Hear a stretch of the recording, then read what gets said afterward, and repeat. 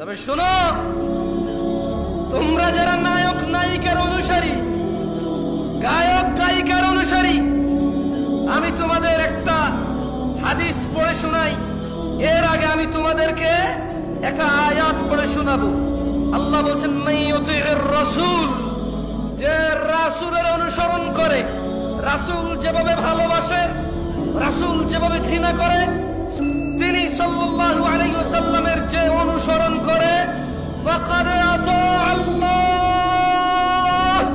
যে আমার রাসূলের মতো খায়, যে আমার রাসূলের মতো পড়ে, যে আমার রাসূলের মতো ভালোবাসে, যে আমার রাসূলের মতো ঘৃণা করে, সাল্লাল্লাহু আলাইহি ওয়াসাল্লাম, ফাকাদ আতা আল্লাহ। আল্লাহ নিজে বলছে যে সে আল্লাহর ইবাদত করে। ওয়ামান তাওয়াল্লা, আর যদি কেউ রাসূলের অনুসরণ থেকে মুখ ফিরিয়ে নেয়, ওর নায়কের মতো দেখতে হবে সে, ওর গায়কের মতো দেখতে হবে সে, ওর চুল এমনি এমনি কাটবে, অমুক খেলোয়াড়ের মতো দেখতে হবে।